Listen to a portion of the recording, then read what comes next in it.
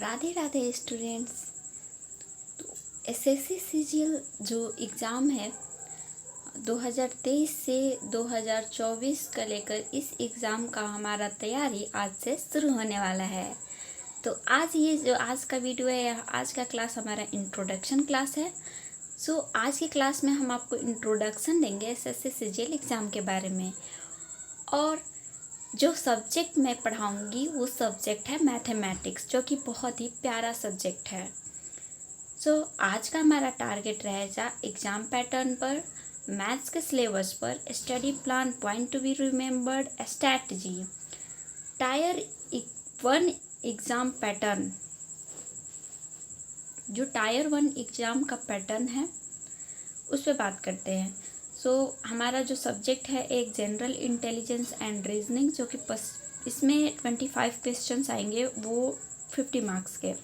And दूसरा है general awareness, इसमें भी 25 क्वेश्चंस हैं एंड 50 मार्क्स के हैं। ये भी क्वांटिटेटिव एप्टीट्यूड, ये जो है 25 क्वेश्चन इसमें भी हैं और इसमें भी 50 क्वेश्चंस हैं, जैसा कि आप इसमें देख सकते हैं।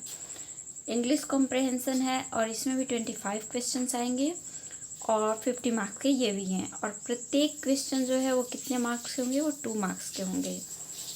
टोटल जो हमारा मार्क्स है वो 100 होगा। टोटल जो क्वेश्चंस हैं वो 100 होगा एंड टोटल मार्क्स हमारा 200 हो जाएगा। और जो आपको टाइम मिलेगा वो 60 मिनट का मिलेगा। और आपको मैं बता दूं कि ये जो है ऑनलाइन मोड में होगा और इसमें निगेटिव मार्किंग जो है वो 0.50 मार्क्स का निगेटिव मार्किंग है अगर आप कुछ गलत करते हैं तो।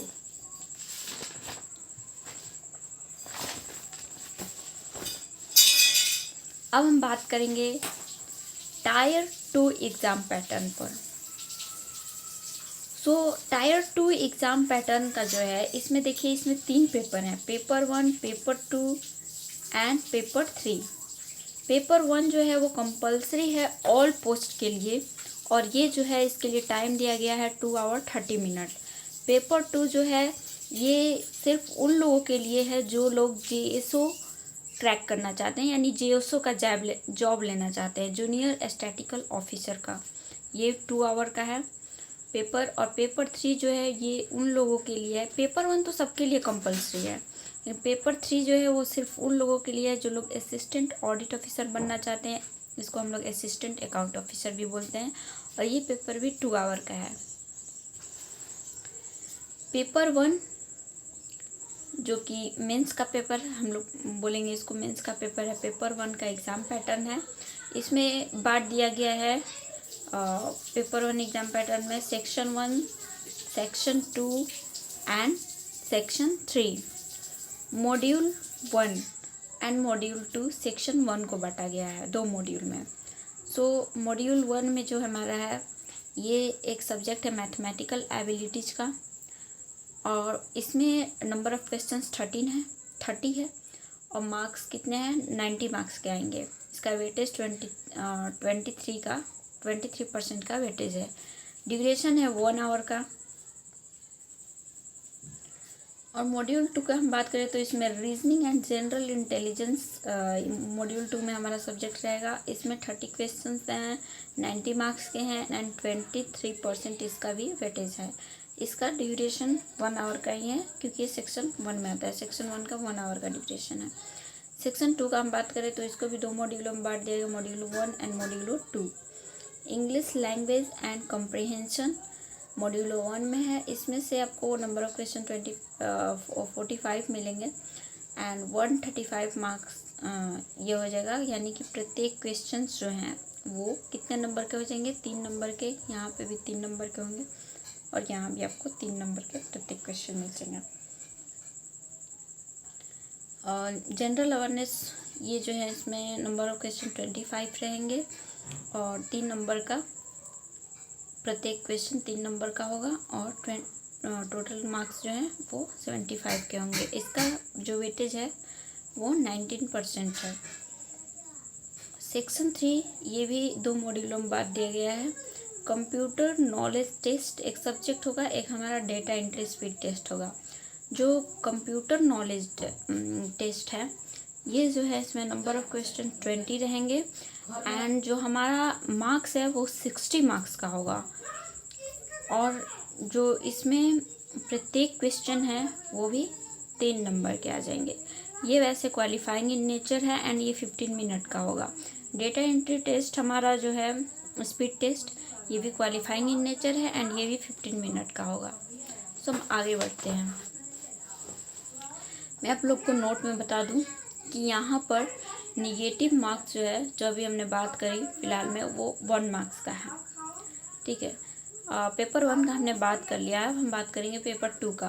पेपर 2 में जो है स्टैटिक्स हमारा एक सब्जेक्ट है। इसमें नंबर ऑफ़ क्वेश्चन 100 रहेंगे एंड 200 मार्क्स का है। 2 आवर इसका ड्यूरेशन है। पेपर 3 इसमें जनरल स्टडीज़ एंड इकोनॉमिक्स का पेपर आपको देना होगा। ये 100 क्वेश्चंस रहेंगे और 200 मार्क्स का रहेगा। ये भी 2 आवर का रहेगा।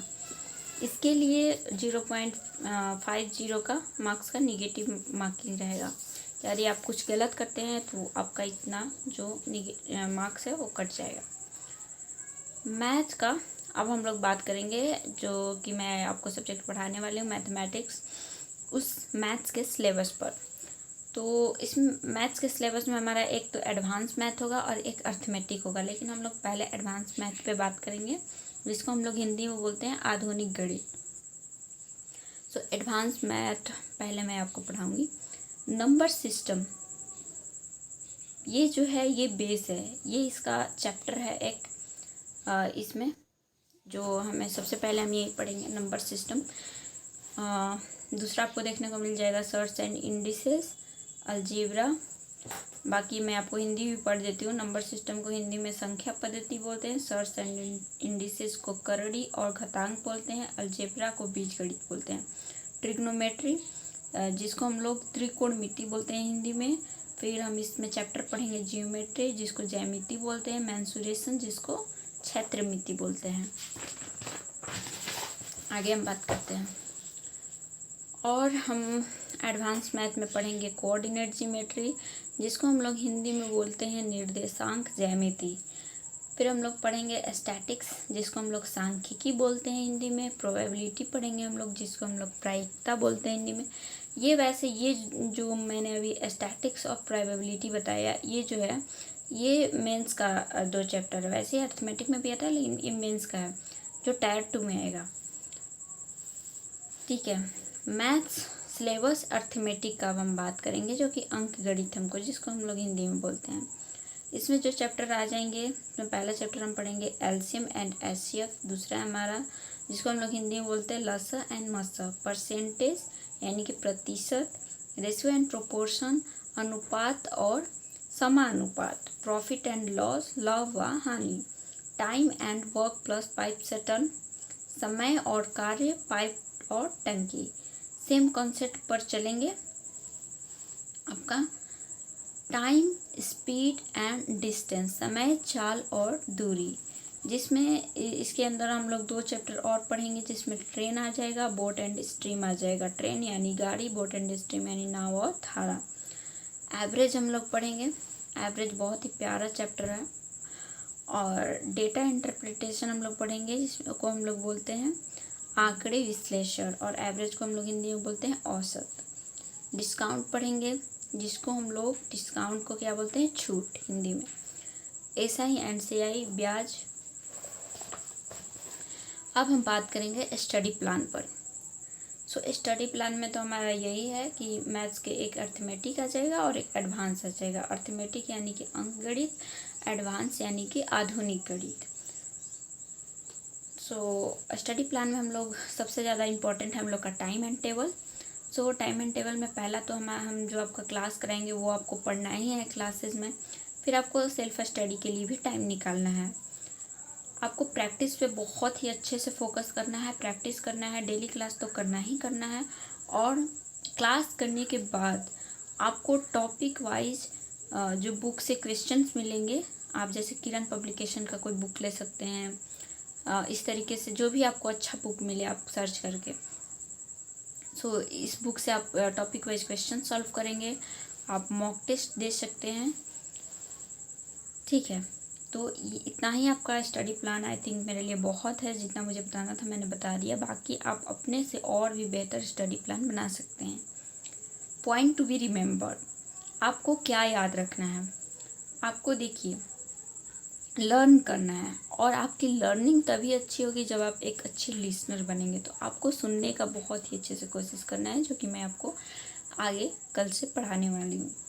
आपको क्या याद रखना है? आपको टेबल याद होना चाहिए 30 तक, यानी कि पहाड़ा याद होना चाहिए आपको 30 तक। स्क्वायर आपको याद होना चाहिए 50 तक, यानी कि आपको वर्ग याद होना चाहिए 50 तक। क्यूब आपको याद होना चाहिए 20 तक, यानी कि आपको घन याद होना चाहिए 20 तक। देखिए आपको रिस्क लेना है, मैथ में तो आपको रिस्क लेना है, क्योंकि कहा गया है रिस्क है तो मैथ से इश्क है। यानी कि आपको ओरली कैलकुलेट करना है मैथ को। जैसे कि हम लोग जब छोटे थे बचपन में, तो हम लोग को ओरली कैलकुलेट करने का बहुत ही अच्छा ट्रिक सिखाया जाता है।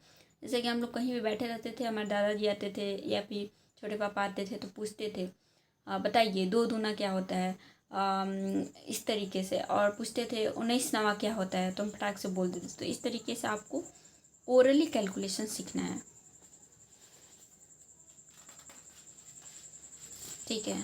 सो ये हमारा हो गया, और लास्ट हम लोग बात करने वाले हैं स्ट्रैटेजी की। सो स्ट्रैटेजी में हमारा आपको जो भी हम सिलेबस मैंने अभी आपको मैथ्स का जो भी सिलेबस बताया, उस सिलेबस के अनुसार जब मैं आपको मैथ्स पढ़ाऊँगी, तो जैसे जैसे मैं आपको क्लास कराऊँगी सिलेबस के अनुसार, उस सिलेबस के अनुसार जो भी आपको पढ़ाया जाएगा टॉपिक वाइज, उसको आपको टॉपिक वाइज जो भी पढ़ाया जाएगा उसको आपको डेली पढ़ना है, प्रतिदिन आपको पढ़ना है। प्रत्येक टॉपिक को प्रतिदिन रिवाइज करना है आपको। प्रीवियस ईयर क्वेश्चन को भी हल करना है। प्रतिदिन एक प्रैक्टिस सेट सॉल्व करना है, और क्लास के दौरान आपको कोई भी प्रश्न अपने आप से सॉल्व नहीं करना है, जब तक सॉल्व करने के लिए ना कहा जाए। ऐसा क्यों, आप पूछेंगे, ऐसा क्यों जब तक सॉल्व करने के लिए ना कहा जाए हम सॉल्व नहीं करेंगे? क्योंकि जब क्लास के दौरान मैं आपको पढ़ाऊँगी तब आप खुद से इस प्रश्न को सॉल्व करेंगे, तो आप मेरी बातों को अच्छे से सुन नहीं पाएंगे। तो अगर मैंने आपको कुछ शॉर्ट ट्रिक बता दिया, तो आप अपने ही क्वेश्चंस को अपने तरीके से सॉल्व करने में लगे होंगे, आप मेरी बात को नहीं सुनेंगे, तो आप उस ट्रिक को सीख नहीं पाएंगे, आपको दोबारा वीडियो देखना पड़ेगा। तो यह आपको जो है लॉसेस हो सकते हैं, आपका टाइम बर्बाद होगा। इसीलिए आपको एक अच्छा लिसनर बनना है, आपको अच्छे से क्लास को सुनना है, और अच्छे से आपको पढ़ाई करनी है, आपको मेहनत तो करनी ही है, तभी आपका एग्ज़ाम क्रैक होगा। और मैं भी अभी एक लर्नर हूँ, मैं भी अभी एक सीख रही हूँ, अभी मैं पढ़ रही हूँ।